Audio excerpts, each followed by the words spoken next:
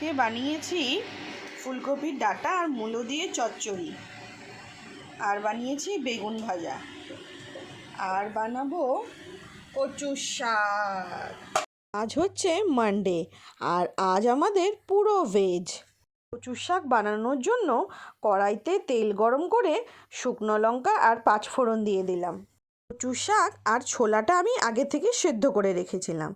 তারপর তেলে দিয়ে দিলাম আদা, জিরে আর হলদি গুঁড়ো। সব উপকরণগুলো তেলে দিয়ে একটু ভালো করে নাড়িয়ে চাড়িয়ে নেব।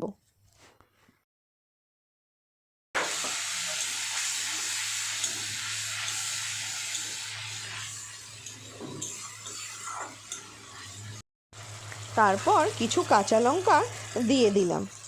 কাঁচা লঙ্কাটা দিয়েও কিছু আবার নাড়িয়ে নেব, যাতে কড়াইতে লেগে না যায় মশলাগুলো। তারপর কিছুটা নারকেল কুড়ানো ছিল, সেটাও আমি দিয়ে দিলাম। একটু ভেজে তারপর আমি কচু শাকটা দেব।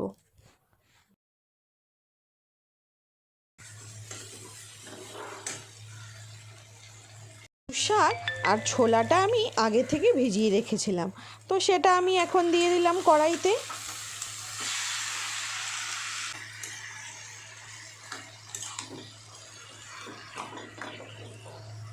পর সব কিছু একসাথে ভালো করে মিশিয়ে আমি একটা ঢাকনা দিয়ে দিলাম। কর্তামশাই কাজে বেরোবে বলে সেই হুড়স্থুল করে রান্না করছি, আর ওই দিকে আমার সেই গ্রিন টিটা বসিয়ে দিয়েছি। হঠাৎ করে মনে পড়লো, ও বাড়িতে তো কিছু শুকনো সিমের বিচি ছিল, তো আমি তো এসব খেতে ভালোবাসি। তো কথায় আছে না, যেই ভাবনা সেই কাজ। তো প্রেসার কুকারে বসিয়ে দিলাম সিমের বিচিগুলো, সেদ্ধ করে সেটাও দিয়ে দিলাম সাথে কচুর শাকের সাথে। পর সব উপকরণ সব একসাথে ভালো করে মিক্সড করে নিলাম, আর কচুর শাক শুকাতে শুকাতে আমারই হাত শুকিয়ে যাচ্ছে। বাপ রে বাপ! যাক বাবা, ফাইনালি আমার কচুর শাক ডান।